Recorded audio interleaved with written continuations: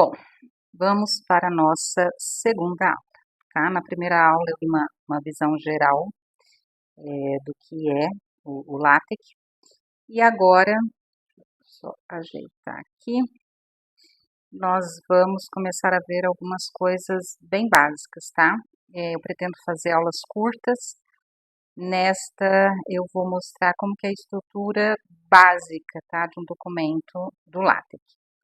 Para isso, nós vamos usar o Overleaf. Então, quem não tiver conta e quiser ir testando, crie uma conta. É de graça, não paga nada para utilizar, tá? Eu vou fazer aqui, então, o meu logon.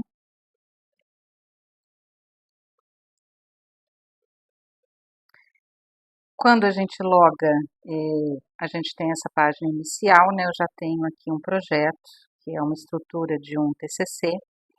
Quem criar a conta e entrar pela primeira vez vai estar em branco. E a gente cria um novo projeto aqui nesse botãozinho, né? O meu está em inglês, mas vocês conseguem mudar o idioma, tá? Vamos ver aqui, em algum lugar aqui, eu nunca nem procurei para dizer a verdade, tá? Mas aqui nas configurações deve ter, depois eu procuro e mostro. Eu pretendo fazer aulas curtas, então alguns assuntos eu vou juntando para falar depois, tá? Se alguém tiver alguma dúvida, deixa nos comentários aí do vídeo. Vamos lá. Então, eu tenho aqui a tela do meu Overleaf, que está com esse TCC limpo. Mas vamos criar aqui um novo projeto, tá? A gente tem aqui alguns modelos já, alguns templates, tá? Depois a gente pode ver. Mas hoje a gente vai começar com um projeto em branco. Eu vou colocar aqui aula 02, que é a nossa segunda aula. Vou aumentar aqui um pouquinho para vocês enxergarem melhor. Então, apesar da gente pedir para criar um projeto em branco, ele traz aqui algumas informações já, alguma estrutura mínima, né? Que não é a mínima mesmo, ele já traz algumas informações a mais. Então, desculpem tudo balançando, mas é que eu não estou na mesa hoje, eu estou aqui na cama porque eu estou com o pezinho para cima. Eu troquei o curativo da cirurgia e o pé está doendo. Então, eu estou aqui na minha cama fazendo isso. Então, vamos lá. Então, ele traz aqui, por exemplo, algumas coisas como o título, né, desse documento, desse projeto. Quem é o autor? Ele pegou aqui o meu nome de usuário, março de 2024, ele traz isso aqui em inglês também. E já trouxe uma seção pronta aqui, que é a seção de introdução. E vejam que aqui do lado direito, essas informações já estão aparecendo, tá? Mas eu vou apagar algumas coisas aqui para mostrar o que é a estrutura mínima mesmo de um documento. O que é o mínimo do mínimo que ele precisa ter para funcionar, tá? O que ele precisa ter são essas, na verdade, são duas regiões aqui, né? Duas divisões. A primeira linha, que é a linha fundamental, ela precisa existir e precisa ser a primeira linha, que é aquela document class, tá? Começando sempre com uma barra invertida, tá? As marcações, os comandos, as delimitações de ambientes, tudo começa com a barra invertida. Então, esse document class aqui, ele nos fala qual que vai ser a classe do documento. E dependendo da classe do documento, é que vai haver a formatação. O mesmo conteúdo com classe diferente, ele pode ter um resultado final diferente. Tá? Então, aquilo ali vai influenciar diretamente no resultado final do nosso trabalho. Tá? Então, a primeira coisa que a gente precisa definir é qual vai ser o tipo do documento que a gente vai escrever. Aqui a gente está colocando, né, ou ele trouxe aqui, por ser um dos mais comuns, o article, que é um artigo. Mas nós temos vários outros, tá? Deixa eu colocar aqui. Aqui eu tenho. Calma lá, deixa eu mudar aqui o slide. Esses slides eu falei na aula passada, lembra? Que dava para a gente fazer até apresentações com LaTeX. E esses slides, eles foram feitos no LaTeX para uma das oficinas que eu dei aqui, tá? Depois eu posso até disponibilizar para vocês. Então, aqui a gente tem, ó, qual que é a estrutura ali básica, né? Cada comando do LaTeX inicia com uma barra invertida, os colchetes são opcionais e as chaves são obrigatórias. A gente vai ver que alguns comandos não tem nada disso, tem só o comando. Alguns comandos tem o comando e chaves, e alguns comandos a gente pode usar o comando, chaves e colchetes. Eu já vou dar um exemplo ali bem claro disso, tá? Mas voltando ali para o Document Class, a gente tem, por exemplo, o Article, Report, Book, Letter, Slide. Então, esses são tipos de documentos que vão influenciar, né? Esse tipo que a gente coloca lá vai influenciar diretamente no resultado final, no documento final, tá? O que a gente está usando lá, que ele colocou, o Overleaf colocou para a gente, é o Article. Esses slides que eu estou mostrando aqui para vocês são do tipo slide, ok? Então, voltando lá, o que a gente tem aqui? Bom, vocês estão vendo que article está entre chaves, tá? Eu tenho aqui barra, né, a barra invertida, document class, que é a marcação, né, que diz pra gente o que está sendo dito aqui nesta linha, nesse comando, é o tipo, a classe do documento, tá? E entre chaves aqui está escrito article. O que está entre chaves é obrigatório. Então, eu tenho que dizer qual que é a classe do documento. Mas, junto com as chaves, eu posso passar algumas informações que vão dentro de colchetes, ok? Então, aqui, por exemplo, na apresentação, tá aqui a apresentação, eu tenho ali, por exemplo, cada classe de documento, né, o article, o report, o book, o letter, slide, ou qualquer outra classe que possa ter sido definida, ela tem algumas características que são o padrão.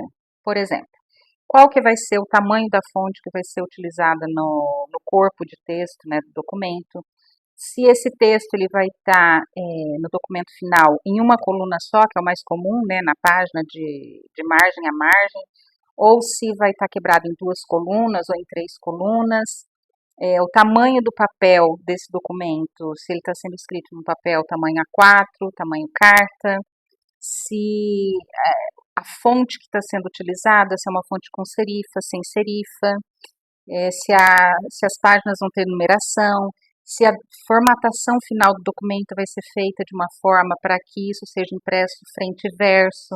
Então, tudo isso são opções que a gente não está vendo ali na classe do documento, mas ela possui. Cada vez que a gente seleciona um tipo, né, uma classe, ela já tem essas características padrão, tá?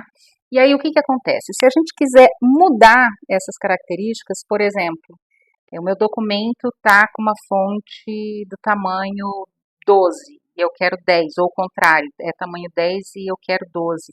Então, como que a gente faz isso?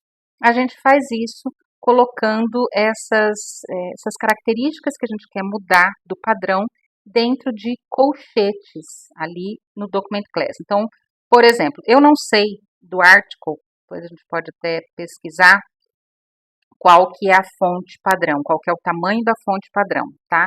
Mas vamos supor que fosse 10 e eu quisesse uma fonte tamanho 12.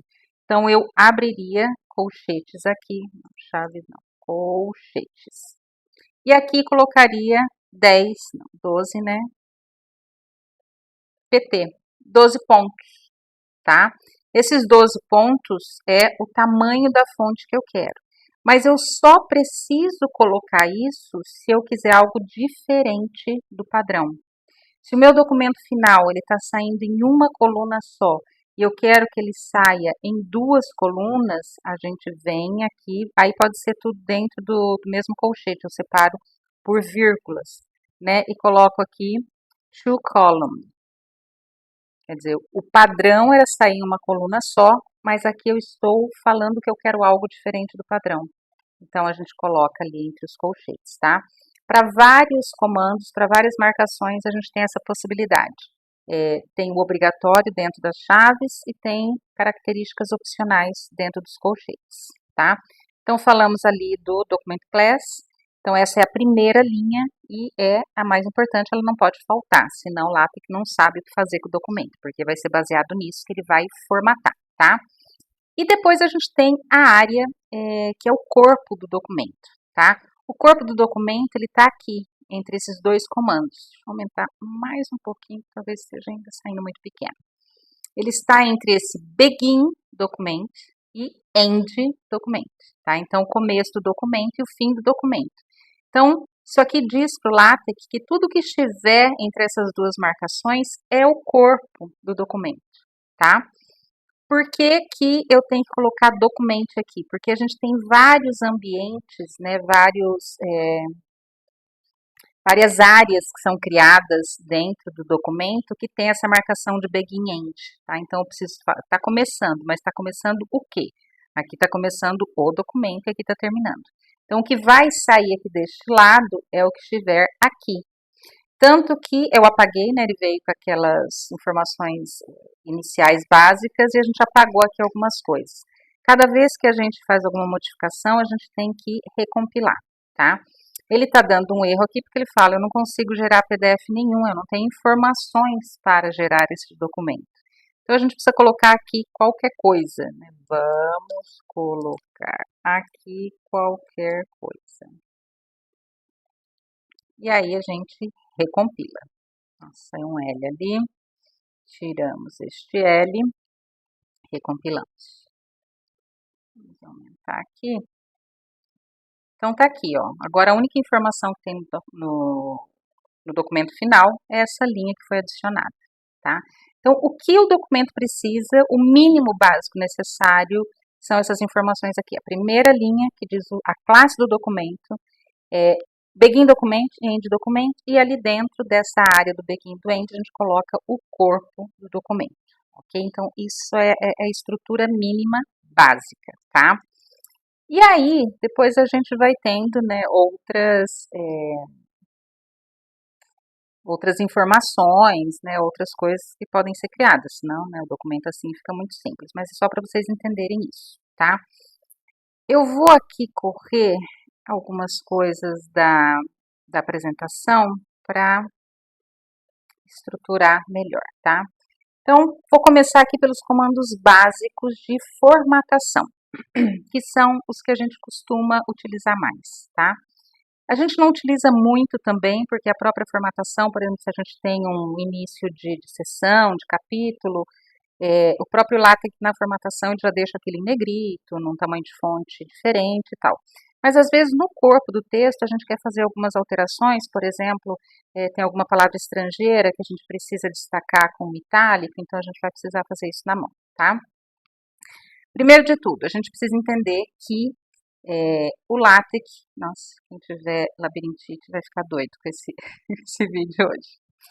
A gente precisa entender que o LaTeX é uma linguagem de programação, tá? A gente usa macros aí para facilitar, mas ele é uma linguagem. Sendo uma linguagem, quem trabalha com programação, quem trabalha com a área de informática já está acostumado com isso, mas quem não trabalha eu vou aqui explicar. Existem alguns símbolos, né, alguns caracteres que eles têm um significado especial para a linguagem. Como, por exemplo, a própria barra invertida, né? A barra invertida indica para o LaTeX que depois dela existe um comando, existe uma marcação, tá? Então, a barra invertida, ela é um caractere, um símbolo especial para o LaTeX. A gente viu também que aqueles comandos, aquelas marcações que têm necessidade de alguma informação a mais, essa informação que é obrigatória, ela vai entre chaves. Então, as chaves também têm um significado especial para o LaTeX.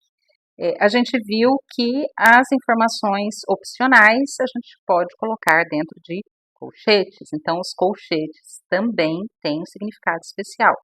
Além disso, a gente está vendo ali na primeira linha, ó, a barra invertida, ó, a chave, o símbolo de cifrão, o circunflexo, o underline, o símbolo de porcentagem, o til, a cerquilha, meus alunos já estão acostumados com isso, quem chama aquilo de hashtag eu reprovo, aquilo é uma cerquilha, tá? O e-comercial e o hífen, tá? Esses são caracteres especiais. Eu não sei se estão todos ali, por exemplo, ali não está os colchetes, né? Mas, no geral, são aqueles símbolos mais comuns que às vezes a gente precisa usar no corpo do texto e que a gente tem que ter um jeitinho para utilizá-lo, senão vai dar problema, vai dar erro, tá? Depois ali abaixo tem o que a gente faz, né, as marcações que a gente faz para formatar o texto. Então, colocar em itálico, colocar em negrito, caixa alta, que é deixar todas as letras, né, em maiúscula, mudar a fonte para romano. O que é fonte para romano? A fonte, não sei se alguém já trabalhou com isso no editor de texto, selecionar um texto e mudar a fonte para Times New Roman. Esse tipo de fonte romana, ela tem serifa, E a gente vê ali o text SF é para mudar a fonte sem serifa. A fonte Arial é uma fonte sem serifa, tá? E o que seria isso? Uma fonte com serifa e uma fonte sem serifa. No próprio slide aqui, vocês conseguem ver aqui no corpo do slide que a gente tem umas, né, essa aqui ainda não é tão expressiva assim, mas a gente tem um rabinho aqui no A, né, o T ele tem um formatinho aqui especial, né, o P aqui tem um tracinho puxado e tal. Essas fontes que elas têm alguns, né, no início da fonte, no final, em alguns pontos dela, ela tem esses tracinhos, a gente chama de fonte com serifa. São fontes que dão, às vezes, uma certa fluidez na leitura, né? As letras, elas meio que se juntam, é uma continuação uma da outra. Já aqui no título do slide, a gente tem uma fonte que é completamente reta, né? Tirando só, né, o R aqui, que ele tem que ter, o T tem só um tracinho para cá, mas no restante, ó, o F, o O, eles não tem nada, né, muito diferente.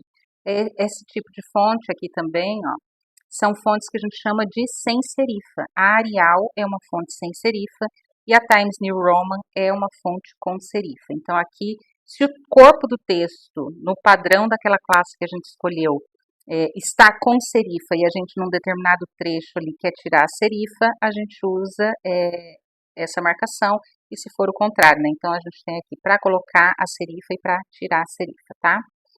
E aqui esse text TT muda para a fonte monoespaçada. A fonte monoespaçada é mais essa fonte aqui, tá?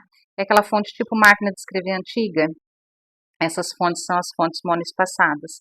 A gente usa, por exemplo, em trabalhos acadêmicos, quando a gente vai colocar um trecho de código de programação, um comando, alguma coisa assim, a gente costuma utilizar esse tipo de fonte, tá? Depois aqui embaixo a gente tem uma barra invertida, sozinha, sem comando nenhum depois, força um espaço em branco no texto, depois a gente vai ver na prática isso, e duas barras invertidas juntas forçam uma quebra de linha, tá? Por padrão, o LaTeX ele consegue fazer uma distribuição muito boa do texto, inclusive por isso que ele tem uma qualidade tipográfica boa, porque as linhas, né, ele distribui o espaçamento entre as letras nas linhas de forma que fique muito bem distribuído, que a gente não consiga visualizar no texto grandes espaços. Como, por exemplo, não sei se já aconteceu com alguém de estar no editor de texto, está digitando uma frase, o texto está justificado, quer dizer, ele fica alinhado, né, nas duas margens, e aí você está no final da frase e a palavra que você está escrevendo ela é muito grande. E aí, como ela não cabe inteira no final da linha, o que o editor faz? Joga aquela palavra toda para outra linha e espaça as palavras da linha anterior para que ela comece numa margem e termine na outra. Então fica um espaçamento muito grande, visualmente fica feio, não fica muito estético, tá?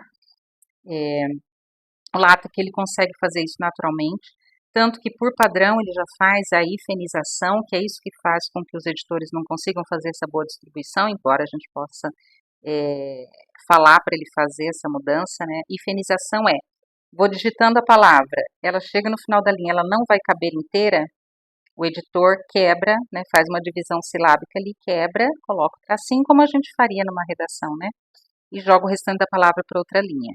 Os editores não vêm por padrão com isso, mas o LaTeX vem e ele faz isso de uma forma muito eficiente, tá? Mas às vezes a gente precisa fazer uma quebra de linha. Tem várias situações aqui que eu me lembro nesse momento, mas não vem ao caso, depois a gente pode demonstrar. Mas tem uma situação em específico que com certeza a gente precisa usar essas duas barras invertidas para fazer uma quebra de linha, que é quando a gente estiver fazendo tabelas, tá? Mas depois, então, a gente vai ver isso, quando a gente vai ter uma aula só de tabelas. Pois muito bem, vamos ver o que mais que a gente tem aqui. Nós temos também aqui as formatações para alterar o tamanho da fonte. De novo, o corpo do texto ele tem um tamanho padrão, mas às vezes a gente quer alterar um pequeno espaço, uma palavra, uma frase, tá? Então são essas marcações aqui dessa forma, tá? Abre chaves, coloca ali, por exemplo, barra tine, tine é pequeno, e em seguida o texto que eu quero alterar o tamanho e fecho as chaves. Fica tudo ali. Nesse caso do tamanho da fonte, fica tudo dentro das chaves, o comando e o texto que eu quero alterar. Então a gente tem todas esses comandos de alteração de tamanho, né? Tiny é uma letra muito pequena. Script size é uma letra um pouquinho maior, mas ainda pequena. Footnote size, que literalmente significa tamanho de roda de nota, nota de rodapé, meu Deus. Small, que é pequeno, normal size, que é o tamanho normal do texto, e aí começam os grandes, né? E vejam, uma coisa bastante interessante que eu não tinha falado ainda.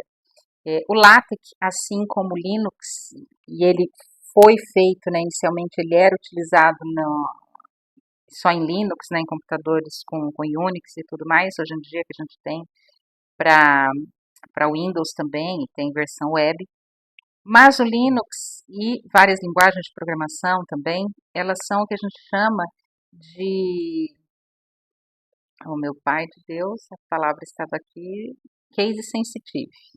Os meus alunos já estão acostumados com isso, eu culpo o Covid, tá? Por quê? Porque o esquecimento é meu, a culpa é minha, eu coloco essa culpa então onde eu quiser e eu resolvi botar no Covid. Minha cabeça nunca foi boa, mas depois dele ficou pior. Então vamos lá. Vejam que a gente tem ali 3 comandos large. Large em inglês é grande, tá? Large tudo minúsculo, o large com o primeiro L maiúsculo e o large todo maiúsculo. Eles produzem resultados diferentes, tá? E os últimos 2 comandos ali também, que é o huge, né, que é enorme. A gente tem com o H inicial minúsculo e H inicial maiúsculo, tá? E eles produzem esse efeito aqui, tá? Então, eles estão indo naquele sentido lá, do tiny até o huge com o H maiúsculo. Produz esse efeito, ok? Vamos lá, o que mais? Bom, não vamos entrar em lista marcada agora, tá? Vamos voltar para cá. Então, aqueles comandos lá que eu passei, a gente consegue formatar, fazer pequenas modificações no corpo do texto. Então, colocar em negrito, em itálico, mudar o tamanho um pouquinho da fonte e tudo mais, tá? Mas a gente usa isso com bastante moderação. Por quê? Porque a grande vantagem, como eu falei na aula passada, é o LaTeX fazer a formatação de forma automática. Se a gente ficar brigando com essa formatação, a gente vai perder tanto ou mais tempo do que a gente perderia se tivesse usando um editor comum, tá? Então, o que a gente precisa fazer? A gente precisa confiar e aceitar a formatação do LaTeX. Algumas vezes a gente vai precisar fazer pequenos ajustes, e isso tranquilo, né? A gente pode fazer sem problema. Mas o problema que eu vejo quando eu dou as oficinas, o que acontece? O pessoal está acostumado com o Word, ou está acostumado com o Writer, em que ele deixa exatamente do jeito que ele quer, no lugar que ele quer, do tamanho que ele quer. Então as pessoas querem mexer em tudo isso, né? Um dos exemplos que eu sempre dou, quando eu estou fazendo, né, os slides, o pessoal, é, quando as oficinas conseguem avançar um pouquinho mais, que eu consigo dar todo o básico, no finalzinho das oficinas eu mostro como usar o LaTeX para fazer os slides, né? E a gente escolhe também os temas e tudo mais. Então, por exemplo, esse aqui é um slide gerado pelo LaTeX, tá? Vejam que na lista aqui, isso aqui é uma lista marcada, quer dizer, ela tem bullets, né, tem marcadores ali, ela não é uma lista numerada, que teria 1, 2, 3 ou ABC. E qual que é o marcador ali de cada um dos itens da lista? É uma bolinha, tá? É uma bolinha que ainda tem até um brilhozinho. Fui eu que escolhi essa bolinha? Absolutamente, faz parte do modelo que eu escolhi. Ah, mas eu não quero bolinha, eu quero quadradinho. E aí, os meus alunos no curso já conhecem desde o início da oficina a minha frase, né? O meu mantra é: você não quer nada. Ah, eu queria o quadradinho. Não, você não quer, tá? Por quê? Porque as pessoas querem mexer naquilo, mas não é para mexer. Ele já vem justamente com esses modelos, com esse padrão, que é para tirar essa preocupação. Por que que a gente vai querer ficar brigando com ele? Como eu disse na aula passada também, a nova versão do LaTeX, que será a versão 3, né? Eles dizem que vai ser muito fácil a gente criar os nossos próprios modelos. Eu estou esperando para ver isso.